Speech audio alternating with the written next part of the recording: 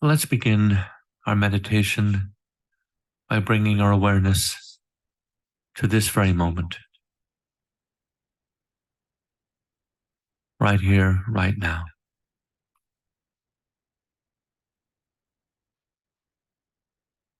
Bringing awareness to your physical body, just checking in with the body, noticing, paying attention to what's happening. Is there any tension, tightness anywhere in the physical body? And if there is, just bring awareness into that rather than pushing it away. Bring awareness in.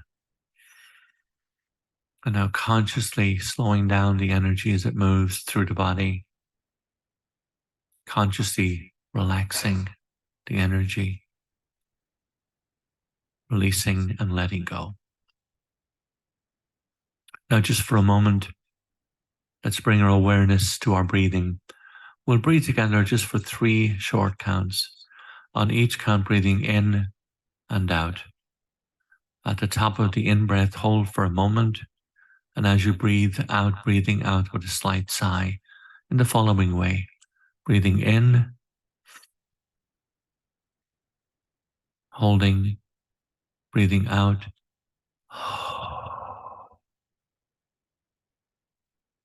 Let's all breathe together to the count of 1.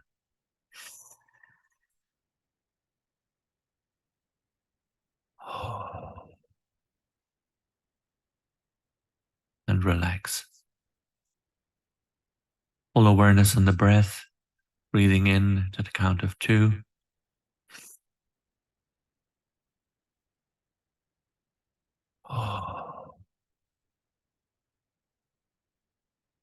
Relax.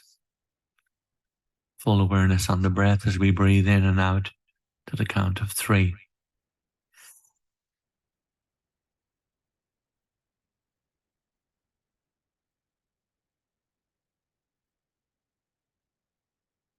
Relaxing deeply. Now bringing your awareness within, going behind the thinking mind to the seat of the witness, the seat of consciousness, and experiencing from your core, the seat of awareness, the remainder of the meditation.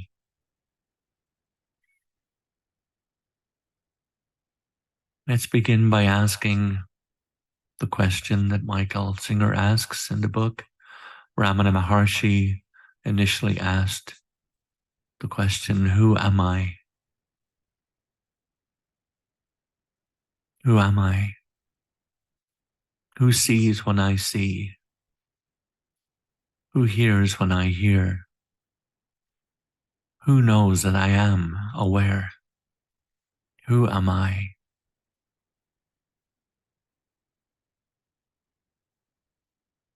Normally in our culture, when somebody asks, who am I? You will respond with your name. And yet the question is, if your name is simply a series of letters, is that who you are? And you might respond with something that says, I'm not a name. And just think about where you would go with that. Many people would say, I was born in wherever you may have been born in the year of 19, whatever it was. I'm married or single, I have children. Just notice how we automatically go to that place to answer the question, who am I? And really noticing, paying attention to the fact that that's just a label, the result of situations or events that you participated in.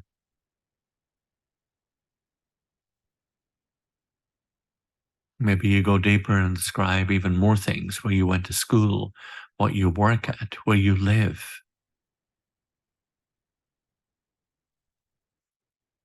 And again, we ask the question, who am I?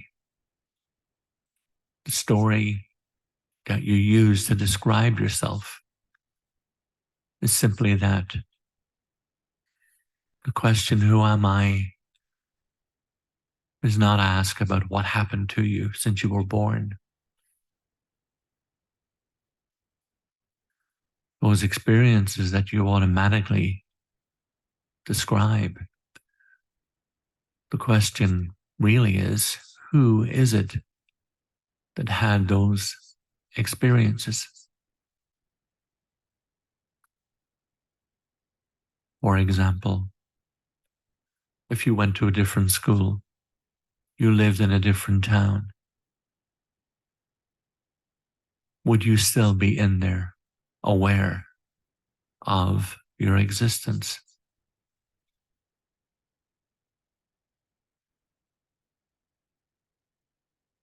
As you contemplate this, comes the realization that maybe never in your life had you asked yourself that question and really meant it. Who am I?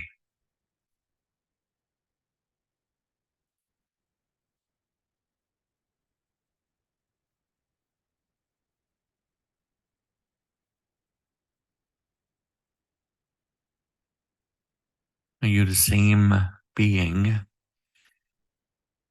that as a 5-year-old looked in the mirror and saw the body of a 5-year-old? If you look in the mirror today, is that the same you?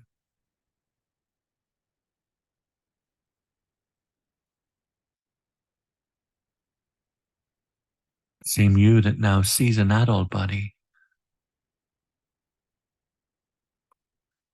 What you looked at has changed, yet the one who is looking, is there a continuity of being? Was it the same being that looked in the mirror throughout the years?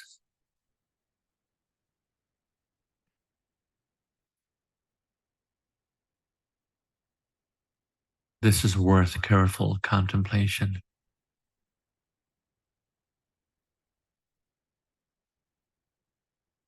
When you go to sleep at night, do you dream?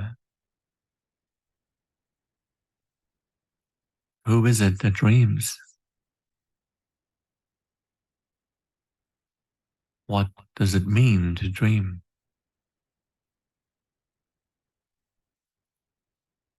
It's like a motion picture movie playing in your mind and you're watching it.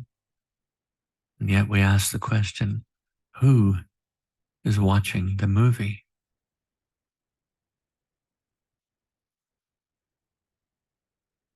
The answer, I do.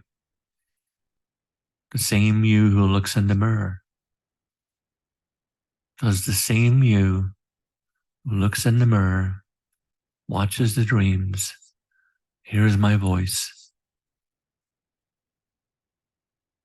is that the same you? Is there continuity?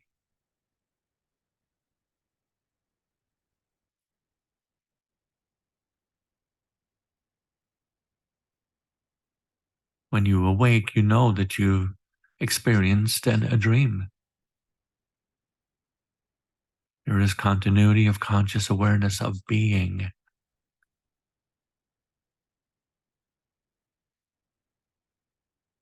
Who am I? Who sees when I see? Who hears when I hear? Who watches the dreams? Who looks at the image in the mirror? Who is it that is having all these experiences?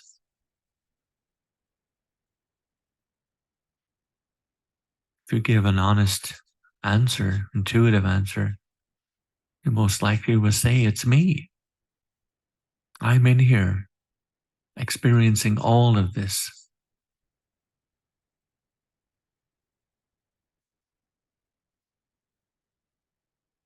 becomes simple and easier to see that you are not the objects you look at. It's you, the subject, that is looking at the objects.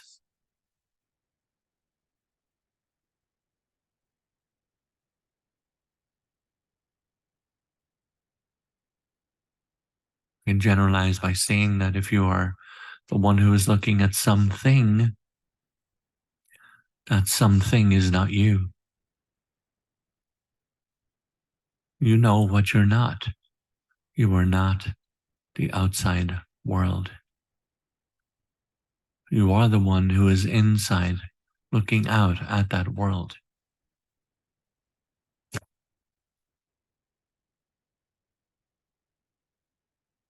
If you're not the outside world, who are you? What are you if you're not outside with all the other things that you see and experience?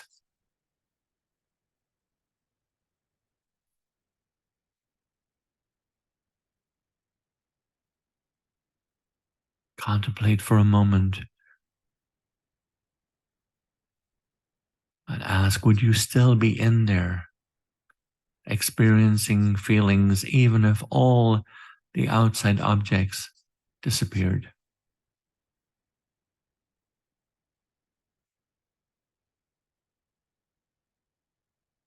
Even if there was an immense fear, anger, who would be feeling those things? The answer again would be me. The same me experiences both the outside world and the inside emotions.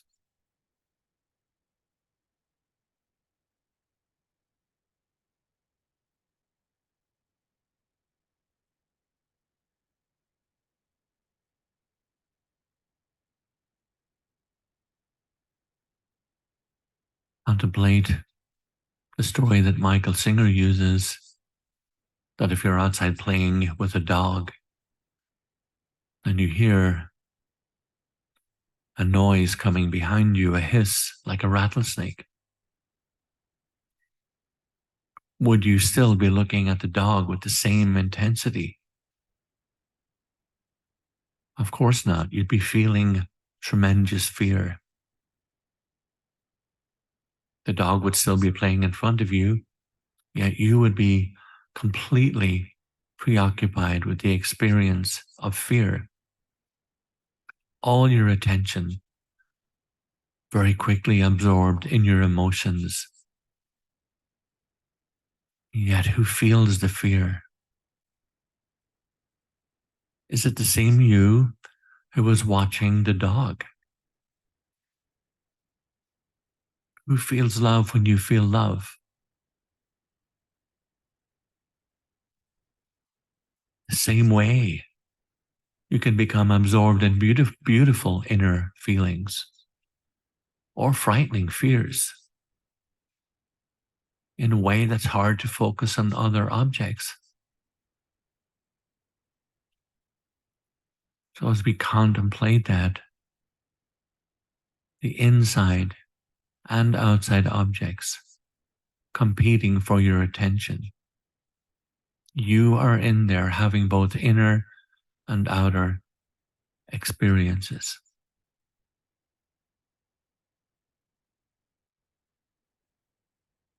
Who are you?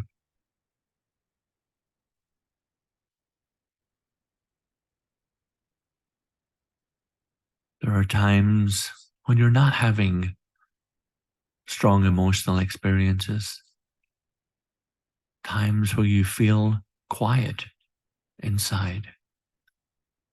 You're still in there, aware of peaceful quiet.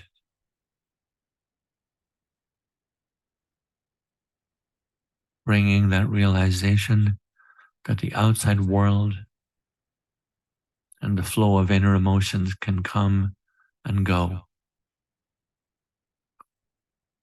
Yet you, the one who experiences these things, You remain consciously aware of whatever passes before you.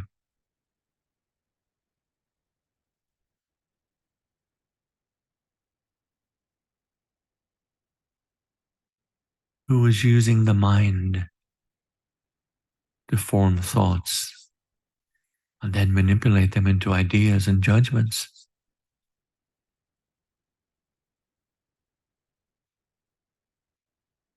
Does the experiencer of thoughts exist even when thoughts are not present?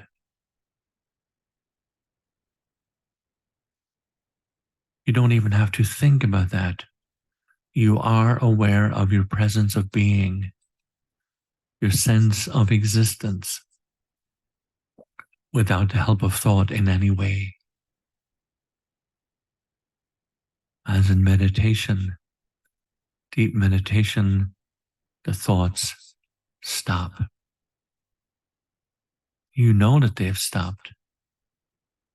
You don't think. You're simply aware of no thoughts.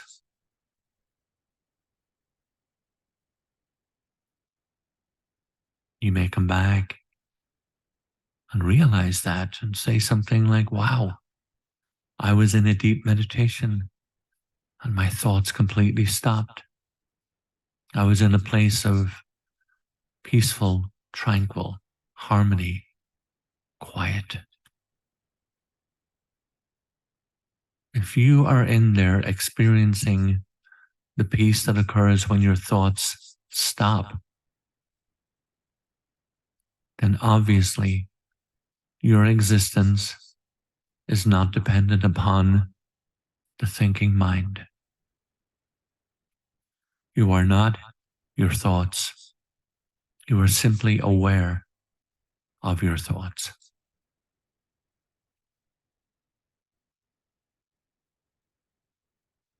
Now let's take a few moments to regroup that meditation as we return to silence.